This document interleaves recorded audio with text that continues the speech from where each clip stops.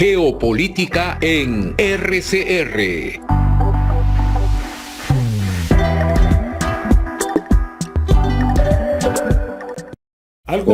Algo me gustaría decir, ahora que estamos en esta especie de pausa de plática, estimado Hugo. En la formación de una sociedad estamos recordando cada vez más una vieja expresión que se atribuye a los chinos y que a mi antiguo jefe, Federico Mayor Zaragoza, director general de la UNESCO, le gustaba citar. Decía algo así como esto, ¿no? Si se educa a una mujer, se educa a una nación. Y en ese sentido, con esta expresión, me gustaría que le diéramos pase a Claire para que nos dé también sus perspectivas y que luego podamos hacer una suerte de cacharpari en los últimos minutos. Buenas noches. Muchas gracias, estimado Manuel, por la invitación, y gracias, Hugo, por tu generosidad, porque si estoy aquí es gracias a ti o a causa de ti.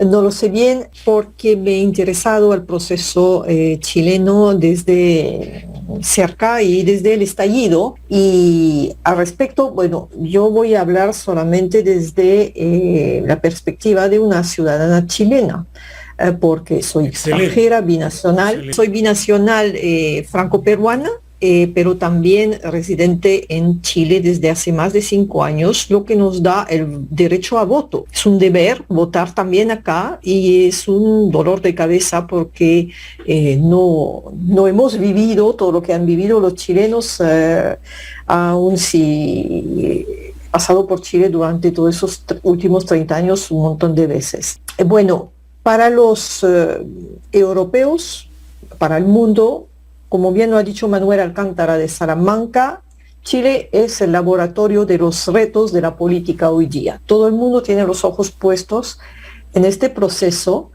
que estalló poco después del estallido que hemos tenido en Francia con los chalecos amarillos, que esto ya daba un poco el tono de las protestas. En esta década iba a haber una violencia mayor, de hecho la hay, porque está también la gente se moviliza por las redes, es más fácil. Bueno, estuvimos también acá el día que estalló el estallido social en Chile, y fue claro que ese día lo que querían era hundir el neoliberalismo.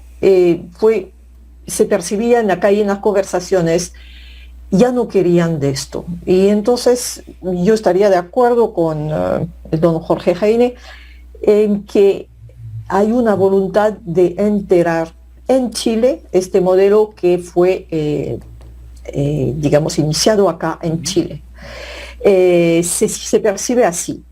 Entonces, el modelo, la constitución actual fue muy criticada por ser muy pobre en democracia, y ahora quieren pasar a otro modelo con más democracia. Siendo más gente en una constituyente, no aceptaron una composición mixta con diputados electos, entonces lo hacen realmente desde la base, desde el pueblo, y es una linda idea, pero trae algunos problemas por la falta de preparación jurídica, de conocimiento del ordenamiento legal chileno y no solamente chileno, de otras partes, para poder armar una cosa un poco más consistente. Entonces, observando esto, yo veo en el proceso actual, leído no detenidamente el borrador de la nueva Constitución, porque lo encuentro muy confuso.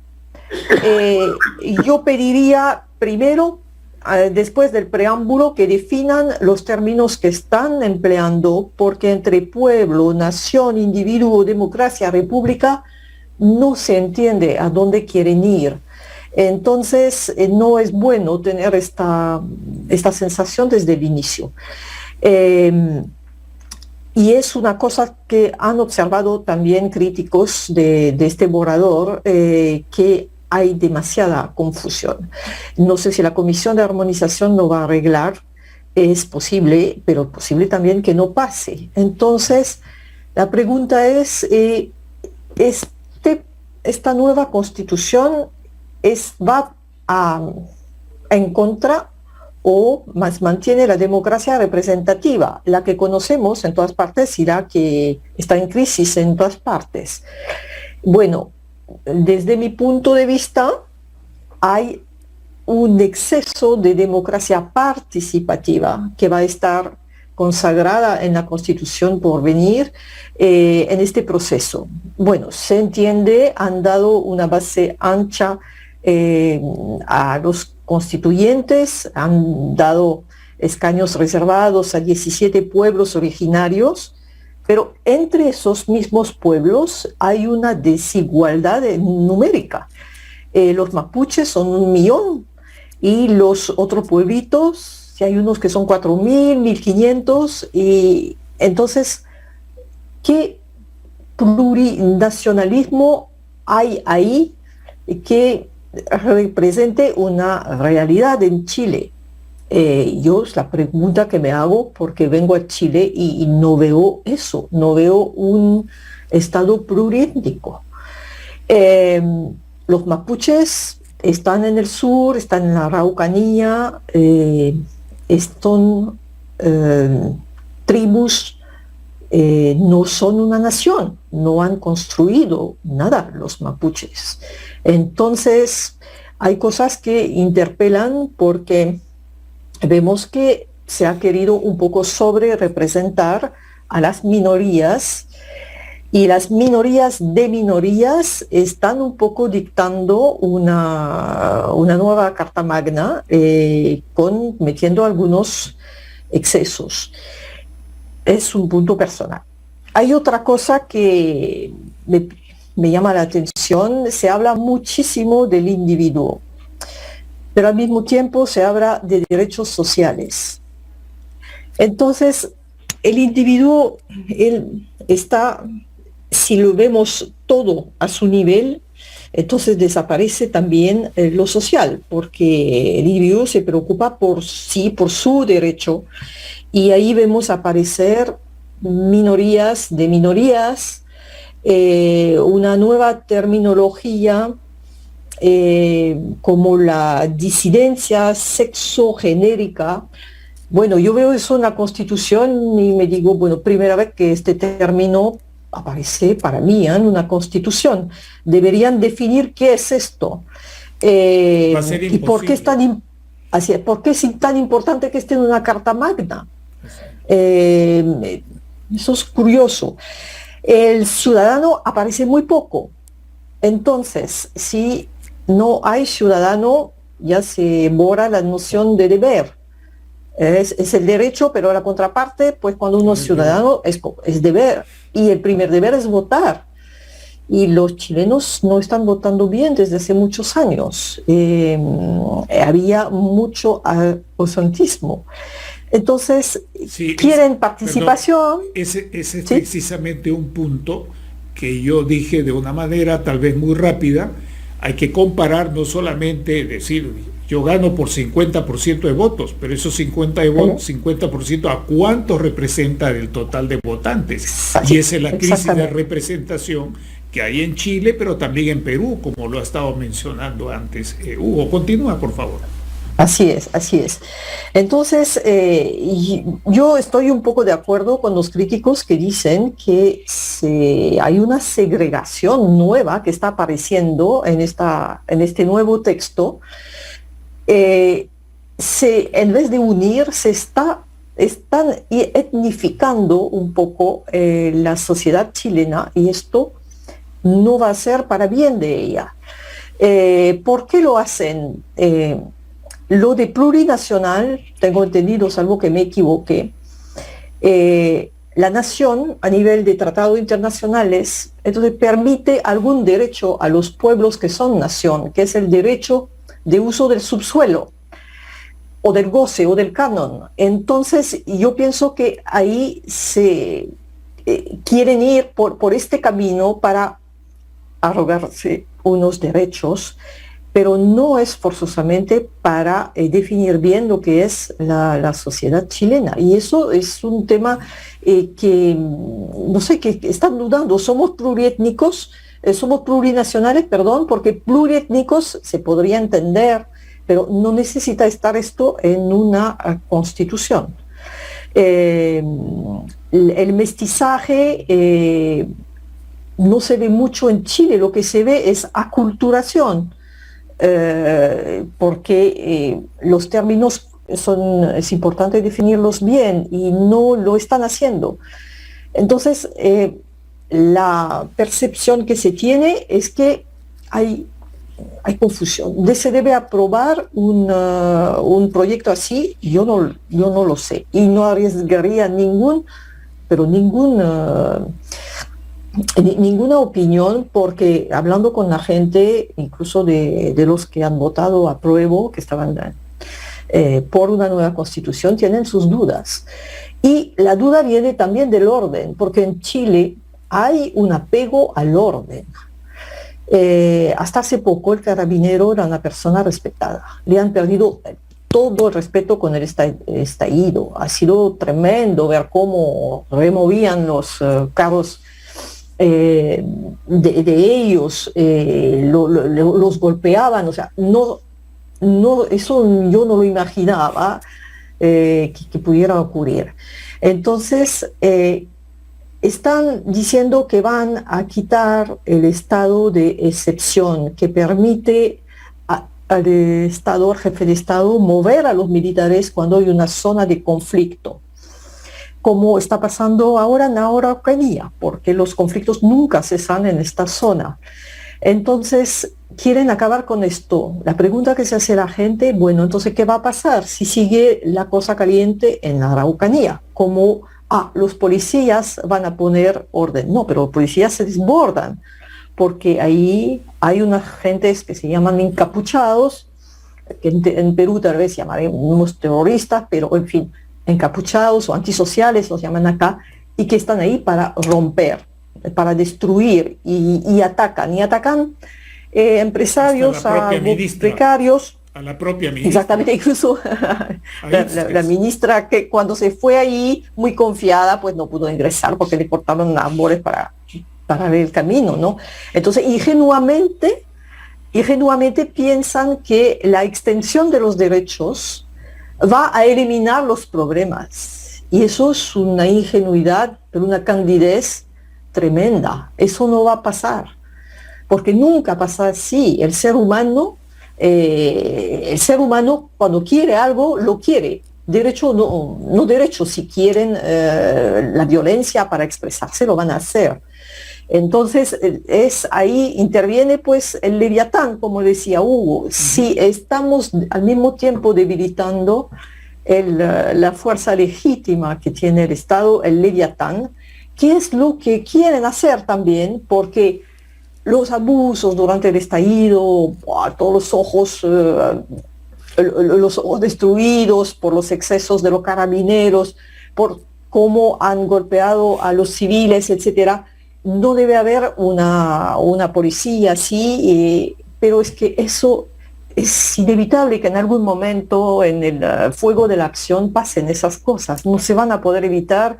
En cualquier intervención policial eso pasa en cualquier país. Sí, y eso olvida el contrapunto, la reacción, porque eso inicia con la quema de los servicios públicos. Sí, exactamente. Luego viene la reacción, el exceso de los carabineros, pero no fueron los carabineros los que quemaron los servicios públicos. Entonces es necesario mirar con los dos ojos, ¿verdad? Exactamente, porque si ya no hay la posibilidad de responder ante la sociedad ultra izquierdista que quiere quemar, y que es lo que va a hacer, a seguir haciendo en la Araucanía, entonces ¿cómo van a poner orden con la nueva constitución?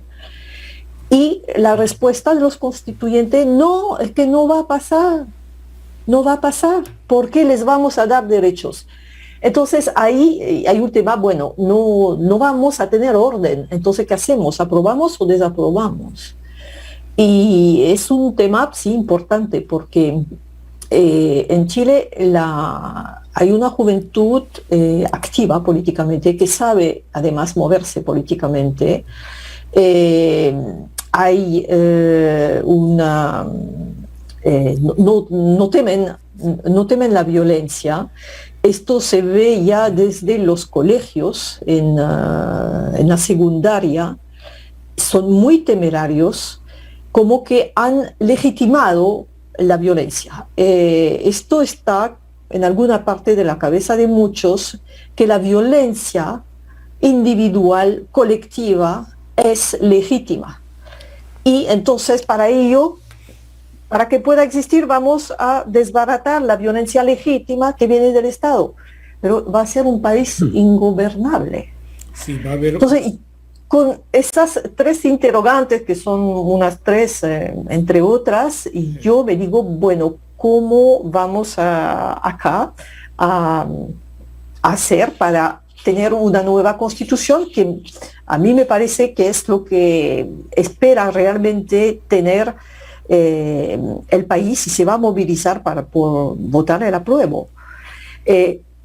Y yo pensaría que si sale una constitución con deficiencias, el Parlamento actual la pudiera enmendar, pero contra esa posibilidad se estaba yendo los convencionales, porque podrían poner una supramayoría de los 2/3, que eso no es correcto. Está en discusión ahora eso, efectivamente. Así es. De tener una... Así es. Entonces, no, pues, hay defectos que los constituyentes están practicando, como pasó con la Constitución del 80.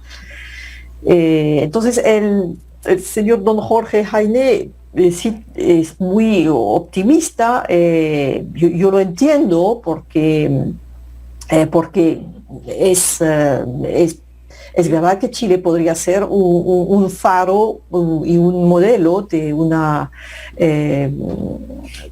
¿cómo decir?, de un nuevo modelo de país, pero que también Chile fue un neoliberalismo enmarcado en una constitución. Realmente el neoliberalismo en Chile ha sido muy duro, o sea, muy puro en sí, todo, absolutamente todo mercado. Y esto la sociedad no lo ha aceptado.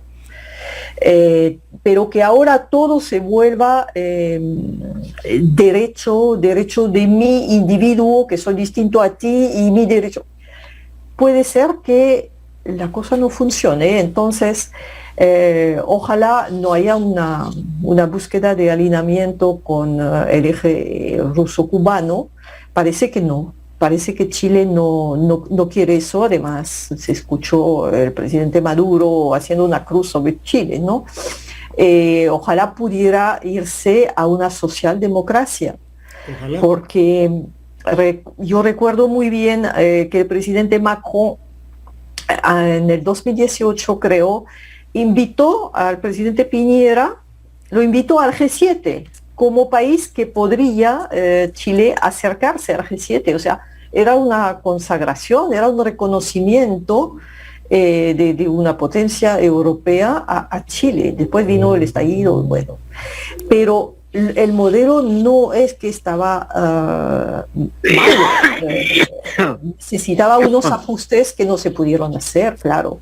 Pero también podríamos pensar, si hubiese un rechazo a la nueva Constitución, que los chilenos sientan que el Parlamento actual, bueno, para no pasar por esto de una nueva Constitución, tiene que hacer reformas profundas que no quiso hacer antes.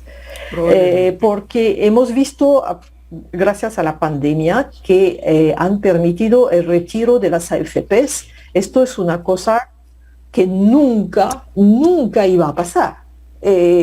Ha sido enorme, tan enorme que hay una diputada que se puso a bailar, a hacer una payasada que salió en las teles del mundo, sí, ¿no? La Pamela Giles, sí, porque era una victoria sobre el sistema. Entonces, si han sido capaces de hacer esto, sin una nueva constitución, podrían ser capaces también de hacer reformas profundas ya ahorita con Boric y antes que aplique la nueva constitución. Dar señales de que, bueno, un momentito, pues, no necesitamos ir tan lejos, podemos hacerlo ya. Pero parece también que quieren hacer historia y ser el país que quiere enterrar el neoliberalismo, porque el neoliberalismo ha acabado su propia tumba. Lo decía, creo, una universitaria, Claudia Heise, a fuerza de permitir la democracia participativa gracias a las redes. O sea, todo el mundo habla, pide al gobierno, se comunica con el presidente, su cuenta de Twitter. Finalmente no pueden hacer nada sin que haya una reacción dentro del minuto siguiente o del segundo, y es agobiante. Bueno, eso es exacto. Y el otro efecto negativo que ha tenido, si todo es mercado, entonces ya no hay sociedad, no hay ciudadano, nos volvemos consumidores y el consumidor más bien compite con otro y se deshace el lazo social, se deshace la política, se despolitiza la sociedad. Entonces, finalmente hay una suerte digamos, de lógica en lo que está pasando. Y siendo Chile un precursor del neoliberalismo, pues bien puede ser, sí, el primero que está dándose cuenta de sus límites y de remediarlo definitivamente. Bueno, algunas... Muchas gracias, Claire. Unos complementarios. Me quedo con dos palabras, abusivamente, porque ha sido muy compleja y extensa tu bien razonada interpretación, no solamente con criterios de doctrina, sino con evidencia empírica, como diríamos los que trabajamos en estas cosas. Y es que es muy difícil tener... Es que es francesa, pues. Es muy lógica. Difícil. Así es muy difícil tener una constitución que sufra de polisemia, si me permiten el terminajo, que no tiene unidad de concepto, y es mucho más difícil si esta polisemia se refleja en más de 400 artículos. Así es. Nosotros deseamos que para Chile, porque lo bueno que resulte para Chile también va a ser un espejo, algo bueno para el Perú y para otros países. Sí.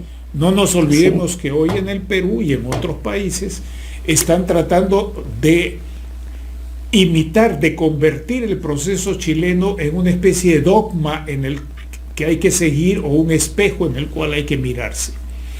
Debemos ya terminar esta conversación.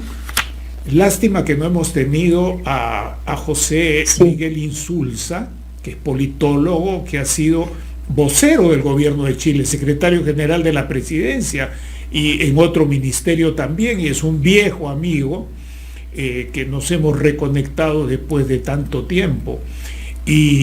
Pero lo tendremos seguramente en otra oportunidad.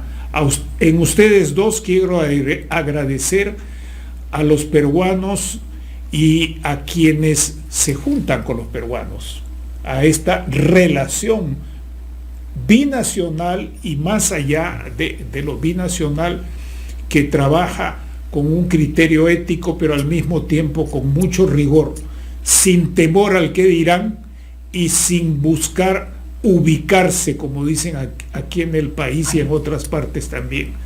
Muchísimas gracias por esta contribución tan variada y que nos ha dado elementos de juicio para pensar el Perú. Como diría Wallerstein, impensar el Perú, repensar el Perú, y no solamente quedarnos en la comparación o en la imitación de aquello que nos gusta o en el rechazo absoluto de aquello que no queremos. Muchísimas gracias. Geopolítica en RCR.